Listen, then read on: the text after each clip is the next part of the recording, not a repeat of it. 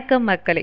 ஊரக வளர்ச்சி மற்றும் ஊராட்சி துறை, அதாவது rural development and panchayat Raj department, இதில் தான் நம்மளுக்கு நோட்டிஃபிகேஷன் ரிலீஸ் பண்ணியிருக்காங்க. இதுதான் அந்த அஃபிஷியல் வெப்சைட்டுங்க.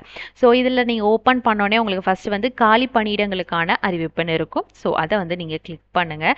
கிளிக் பண்ணோடனே ஒரு பிடிஎஃப் வந்து ஓப்பன் ஆகுங்க. ஸோ இதில் வந்து நம்மளுக்கு டீட்டெயில்ஸ் எல்லாமே போட்டிருக்காங்க. என்னென்ன காலி பணியிடங்கள் அப்படின்னு பார்த்துட்டிங்கன்னா, ஈப்பு ஓட்டுநர், பதிவரை எழுத்தர், அலுவலக உதவியாளர், இரவு காவலர், இந்த 4 வந்து வேக்கன்சிஸ் வந்து இருக்குன்னு சொல்லியிருக்காங்க. ஸோ ஃபர்ஸ்ட் வந்துட்டு நம்ம ஈப்பு ஓட்டுநருக்கு பார்த்துடலாம். ஈப்பு ஓட்டுநருக்கு பார்த்துட்டிங்கன்னா ஊதியம் எதுவுமே அவங்க மென்ஷன் பண்ணலைங்க. அண்ட் வயது பார்த்துட்டோம் அப்படின்னா 18லேருந்து 32 வயது வந்து பொது பிரிவினருக்கு, 18லேருந்து 34 வந்து பிசி அண்ட் எம்பிசிக்கு வந்து சொல்லியிருக்காங்க. 18லேருந்து 42 வயது வந்து ஆதி திராவிடர் அல்லது தாழ்த்தப்பட்ட பழங்குடியினருக்கு வந்து சொல்லியிருக்காங்க. அண்ட் நெக்ஸ்ட் வந்து இவங்களுக்கான எஜுகேஷனல் குவாலிஃபிகேஷன் ஈப்பு ஓட்டுநருக்கு பார்த்துட்டிங்க அப்படின்னா 8ஆம் வகுப்பு வந்து தேர்ச்சி பெற்றிருந்தா போதுமானது அப்படின்னு சொல்லியிருக்காங்க. அண்ட் நெக்ஸ்ட் வந்து அப்ளிகேஷன் ஃபீஸ் பார்த்துட்டோம் அப்படின்னா 100 ருபீஸ் வந்து பொது பிரிவினருக்கு, அடுத்து பிற்படுத்தப்பட்ட வகுப்பினர் அவங்களுக்குமே, அண்ட் அடுத்து வந்து 50 ருபீஸ் வந்துட்டு ஆதி திராவிடர் அல்லது தாழ்த்தப்பட்ட பழங்குடியினருக்கு வந்து கொடுத்துருக்காங்க. அண்ட் இதுதான் டீட்டெயில்ஸ் ஈப்பு ஓட்டுநருக்கானது கொடுத்துருக்காங்க. அண்ட் நெக்ஸ்ட் வந்துட்டு பதிவரை எழுத்தர். ஸோ இவங்களுக்கு வந்து சேலரி இவங்களுக்கு மட்டும்தாங்க மென்ஷன் பண்ணியிருக்காங்க. இவங்களோட சேலரி பார்த்துட்டிங்கன்னா லெவல் 2ல் வாங்க போகிறாங்க. 15,900லேருந்து 58,500 வரைக்கும் வந்து சேலரி இருக்க போகுது. இவங்களுக்கான வயது வரம்பு பார்த்துக்கிட்டிங்கன்னா 18லேருந்து 32 வயது வந்து பொது பிரிவினருக்கு, 18லேருந்து 34 வந்து பிசி ஆர் எம்பிசிக்கு, 18லேருந்து 37 வந்துட்டு ஆதி திராவிடர் அல்லது தாழ்த்தப்பட்ட பழங்குடியினருக்கு வந்து சொல்லியிருக்காங்க. அண்ட் நெக்ஸ்ட் வந்துட்டு எஜுகேஷனல் குவாலிஃபிகேஷன் பார்த்துட்டோன்னா 10th வந்துட்டு நீங்கள் முடிச்சிருக்கணும் அப்படின்னு சொல்லியிருக்காங்க. அண்ட் நெக்ஸ்ட் பார்த்துட்டிங்க அப்ளிகேஷன் ஃபீஸ் வந்து எல்லாத்துக்குமே காமனாக தாங்க சொல்லியிருக்காங்க. அதாவது இந்த 4 இதுக்குமே வந்துட்டு வேக்கன்சிக்குமே காமனாக தான் இருக்குது. 100 ருபீஸ் வந்து பொது பிரிவினர் அல்லது பிற்படுத்தப்பட்ட வகுப்பினர் அல்லது மிகவும் பிற்படுத்தப்பட்ட வகுப்பினருக்கு வந்து கொடுத்துருக்காங்க. 50 ருபீஸ் வந்து ஆதி திராவிடர் அல்லது வந்துட்டு தாழ்த்தப்பட்ட பழங்குடியினருக்கு வந்து கொடுத்துருக்காங்க. அண்ட் நெக்ஸ்ட் வந்துட்டு அலுவலக உதவியாளர், இவங்களுக்கு வந்து நம்மளுக்கு வந்து சேலரி வந்து மென்ஷன் பண்ணவே இல்லைங்க. அண்ட் நெக்ஸ்ட் பார்த்துட்டோம் அப்படின்னா வயது. ஸோ வயது வந்து 18லேருந்து 32 வயது வந்து பொதுக்கு, 18லேருந்து 34 வந்து பிசி ஆர் எம்பிசிக்கு, 18லேருந்து 37 வந்துட்டு ஆதி திராவிடர் அல்லது தாழ்த்தப்பட்ட பழங்குடியினருக்கு வந்து கொடுத்துருக்காங்க. எஜுகேஷனல் குவாலிஃபிகேஷன் பார்த்துட்டோம் அப்படின்னா 8ஆம் வகுப்பு வந்து தேர்ச்சி பெற்றிருந்தா போதுமானதாக கொடுத்துருக்காங்க. அண்ட் நெக்ஸ்ட் பார்த்துட்டோம் அப்படின்னா விண்ணப்ப கட்டணம், அதாவது வந்துட்டு அப்ளிகேஷன் ஃபீஸ் பார்த்துட்டிங்கன்னா 100 ருபீஸ் வந்துட்டு பொது பிரிவினர், அடுத்து பிசி ஆர் எம்பிசிக்கு, 50 ருபீஸ் வந்து ஆதி திராவிடர் அல்லது பழங்குடியினருக்கு வந்து கொடுத்துருக்காங்க. அண்ட் நெக்ஸ்ட் பார்த்துட்டோம் அப்படின்னா இரவு காவலர். ஸோ இதுதான் நம்ம லாஸ்ட் பார்க்க போகிற வேக்கன்சி. ஸோ இதுக்கு பார்த்துட்டிங்க அப்படின்னா அவங்களோட வயது வந்துட்டு 18லேருந்து 32 வந்துட்டு பொது பிரிவினராக இருந்தால் இருக்கும். 18லேருந்து 34 அப்படின்னு பார்த்துட்டிங்கன்னா பிசி ஆர் எம்பிசி, அடுத்து வந்துட்டு 18லேருந்து 37 வயது வந்துட்டு ஆதி திராவிடர் அல்லது தாழ்த்தப்பட்ட பழங்குடியினருக்கு வந்து கொடுத்துருக்காங்க.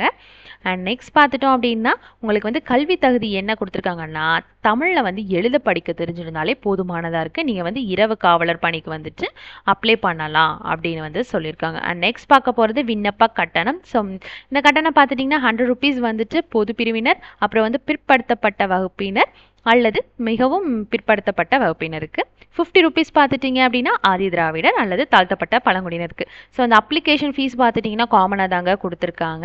அண்ட் இது எல்லாமே உங்களோட வயது, உங்களோட கேட்டகரி எல்லாம் பார்த்துட்டு நீங்கள் அப்ளை பண்ணிடுங்க. அண்ட் கடைசி நாள் பார்த்துட்டோம் அப்படின்னா நம்மளுக்கு வந்து செப்டம்பர் 30 வரைக்குமே இருக்குது. ஸோ அதுக்குள்ளே ஆன்லைன் அப்ளிகேஷனை ஃபில் பண்ணி சென்ட் பண்ணிடுங்க.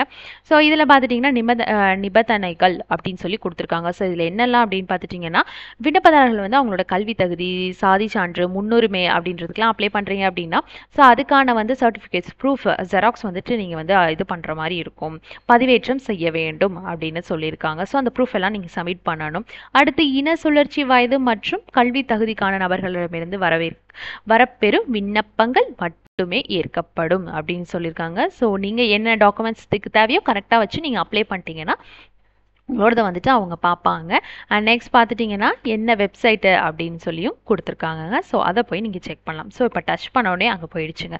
ஸோ இப்போ வந்து ஃபர்ஸ்ட் வந்து நம்ம அறிவிப்பை வந்து பார்த்துட்டோம். அண்ட் நெக்ஸ்ட் பார்த்துட்டிங்க அப்படின்னா உங்களோட அப்ளிகேஷன்ஸ் வந்து ஃபில் பண்ணுறதுக்கானது கொடுத்துருக்காங்க. ஸோ தனித்தனியாகவே நீங்கள் கொடுத்துருக்காங்க. ஸோ ஃபர்ஸ்ட் பார்த்துட்டிங்கன்னா இந்த 4க்குமே சேமாக தான் இருக்க போகுது. ஆனால் என்ன பதவியோ நீங்கள் அதை பார்த்து சப்மிட் பண்ணிடுறோம்.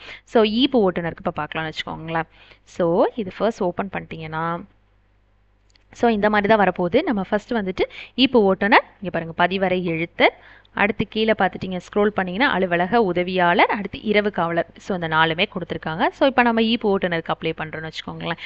விண்ணப்பிக்க, ஸோ அந்த அப்ளை கொடுத்துருங்க. ஸோ அப்ளை கொடுத்துட்டிங்கன்னா நீங்கள் என்ன வகுப்பு அப்படின்றத வந்து நீங்கள் செலக்ட் பண்ணணுங்க. ஸோ பிசியா, எம்பிசியா, டிஎன்சியா, ஸோ அதை பார்த்துட்டு எதுன்னு அப்ளை பண்ணிடுங்க. அடுத்து பாலினம், ஸோ நீங்கள் என்ன ஜெண்டர், ஃபீமேலா மேலா அப்படின்றத பண்ணிடுங்க. அண்ட் நெக்ஸ்ட் வந்துட்டு உங்களோட மாவட்டம் என்னவா நீங்கள் வந்து விண்ணப்பிக்க விரும்பும் மாவட்டம் தான் சொல்லியிருக்காங்க. ஸோ நீங்கள் எந்த ஊருன்னு கேட்கல அவங்க, எந்த ஊருக்கு வந்துட்டு நீங்கள் அப்ளை பண்ணணும்னு நினைக்கிறீங்க அப்படின்றதையும் அவங்க கேட்டிருக்காங்க. அடுத்து வந்து வட்டாரம், ஸோ அந்த வட்டாரமே கொடுத்துருங்க. அடுத்து விண்ணப்பதாரரின் பெயர், ஸோ இனிஷியல் பெயர். அடுத்து உங்களோட தந்தையோ இல்லை வந்துட்டு உங்களோட ஸ்பௌஸோ அப்படி இல்லையா உங்களோட கார்டியன் பேரோ வந்துட்டு மென்ஷன் பண்ணிடுங்க. அடுத்து உங்களோட கல்வி தகுதி வந்து கொடுத்துருங்க. அடுத்து மதம், என்ன ரிலீஜனோ, ஹிந்து, முஸ்லீம், என்ன கிறிஸ்டியனோ எந்ததோ நீங்கள் கொடுத்துருங்க. அண்ட் அடுத்து வந்து உட்பிரிவின் பெயர், ஸோ நீங்கள் என்ன கேஸ்ட்டு சப்கேஸ்ட்டோ அதை பார்த்துட்டு நீங்கள் அப்ளை கொடுத்துருங்க, டைப் பண்ணிடுங்க. அடுத்து வந்து நீங்கள் வந்து முன்னாள் இராணுவ வீரரான்னு கேட்குறாங்க. ஸோ எஸ் நோவா அதை வந்து கிளிக் பண்ணிடுங்க. அடுத்து வந்துட்டு ஆதரவற்ற விதவையா அப்படின்னு கேட்டிருக்காங்க. அடுத்து குடும்ப அட்டை எண், ஸோ உங்களோட ரேஷன் கார்டை அப்ளை பண்ணுறதுக்கு முன்னாடி ரெடியாக எடுத்து வச்சுக்கோங்க. அடுத்து பிறந்த தேதி, ஸோ அதை வந்து நீங்கள் டைப் பண்ணிடுங்க.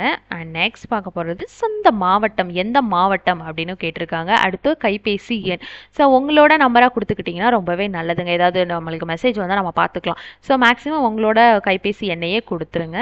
அடுத்து மின்னஞ்சல் முகவரி, ஸோ உங்களோட நீங்கள் வச்சுருக்கீங்களான்னு கேட்குறாங்க. ஸோ எஸ்ன்னா எஸ்ன்னு கொடுத்துருங்க. அடுத்து வந்துட்டு 1ஆம் வகுப்பு, இப்போ ஸோ எஸ்ன்னு கொடுத்து பார்க்கலாம்.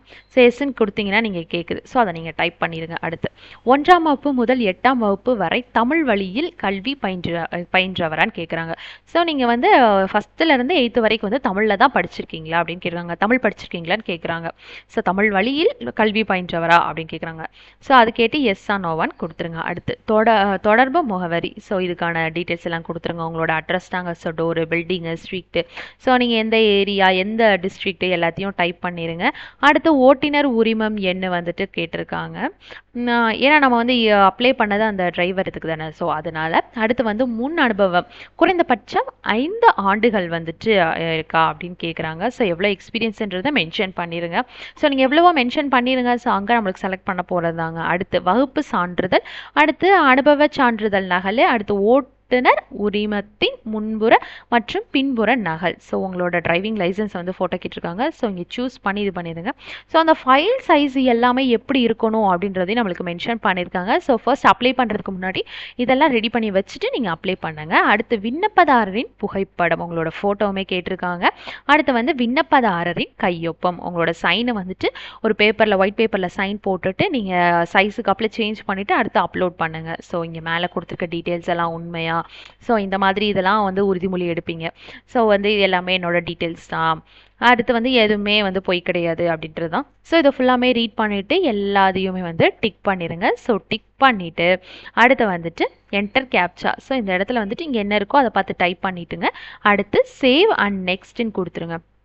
ஸோ சேவ் அண்ட் நெக்ஸ்ட்னு கொடுத்தீங்கன்னா உங்கள் மொபைலுக்கு வந்து ஒரு ஓடிபி வந்து வெரிஃபிகேஷன் வரும். ஸோ அவ்வளோதாங்க. ஸோ இந்த மாதிரி நீங்கள் அப்ளை பண்ணிடுங்க. ஸோ அப்ளை பண்ணிட்டீங்கன்னா ஓகே, டன்ங்க. ஸோ அவ்வளோதான், நன்றி. ஸோ மேலும் வந்து இது போல் நிறைய வந்து தெரிஞ்சுக்கணும் அப்படின்னு நினச்சிங்கன்னா நம்ம சேனலை வந்து சப்ஸ்கிரைப் பண்ணிக்கோங்க. நன்றி.